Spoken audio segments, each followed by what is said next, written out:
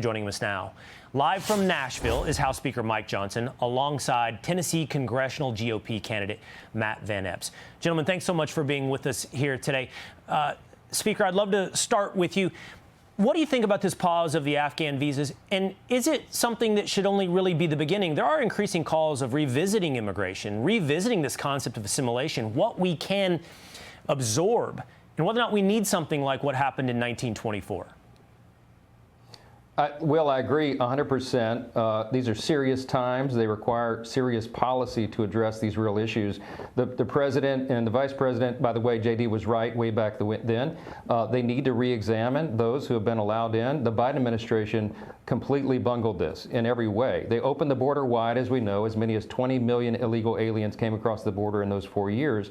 And then we allowed in these other people who obviously were not properly vetted. So we're glad that there was an election that has real consequences. We're glad this administration is dialed in, and I can tell you the Congress is as well. We're in the process right now of negotiating the National Defense Authorization Act, and we're looking at that very actively to see what role the legislative branch needs to play in this as well.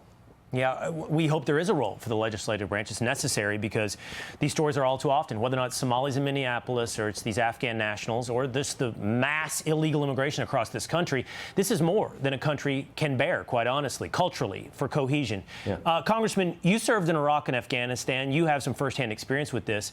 And by the way, I showed the top 3 states where these resettlements have happened, but there's 800 plus Afghan refugees in Nashville. Is this something, right now, this is being dismissed as a man who was mentally ill, but there are very serious questions about whether or not you can take someone from a culture and a society like Afghanistan, as different, vastly different than it is in the United States, and drop them into Dallas, Fort Worth, Nashville, and not have someone be disillusioned, disenchanted, disconnected, and revert to maybe an ideology that was part of their story in the past, back in Afghanistan. Well, Will, thanks for having me on today, and honored to be with the speaker today. And I fully stand with the president here in pausing this plan, and I'm excited when we win decisively tomorrow on our election day on December 2nd to fight alongside the speaker and work on solutions here. Let's talk about that. I know that's what you're also here to talk about primarily. You've got this special election, this race. Afghan Bain, your Democrat opponent, has said a lot of things. I think everybody's become familiar. She hates country music. She hates Nashville. She wants to defund the police. There's a whole host of greatest hits. She has told CNN, though, Congressman, that she's matured. Watch. I was a private citizen. Nashville is my home. Do I roll my eyes at the bachelorette parties and the pedal taverns that are blocking my access to my house? Yeah, every Nashvilleian does. But this race has always been about something bigger. It's about families across Middle Tennessee that are getting crushed by rising prices, while Washington politicians and billionaires argue about this type of nonsense. I would love you, Congressman, to address the affordability issue that she does bring up.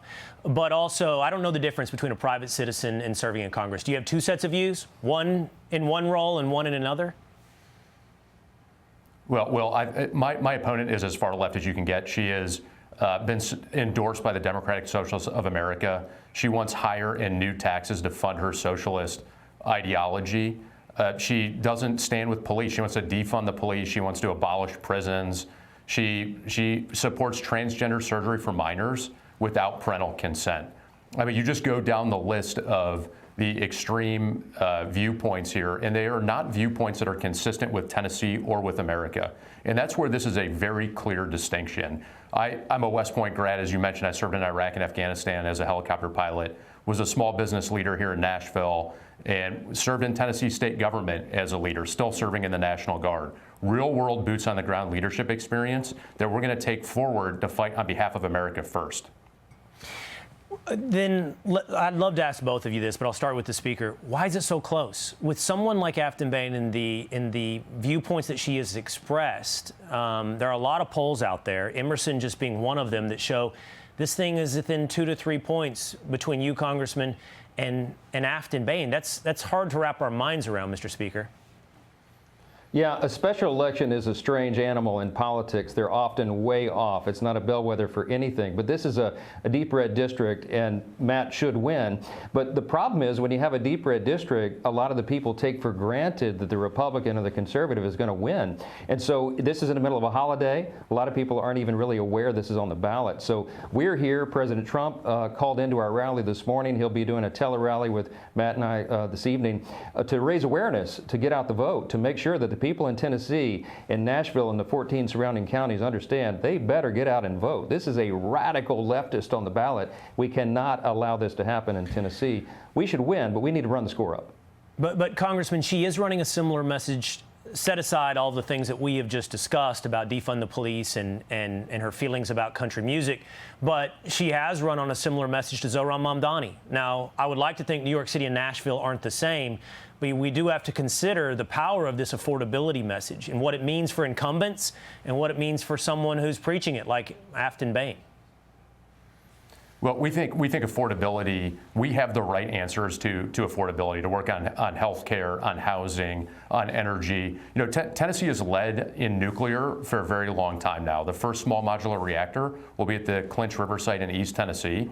That's out of our district, but it'll have impacts across our district and across our state. And that's going to drive down costs at the pumps. It's going to drive down utility costs. When we unleash Americans' energy dominance with oil and gas and nuclear, we have the right playbook. We have the right solutions here. My opponent simply does not. She supports new and higher taxes, and that will skyrocket our cost of living.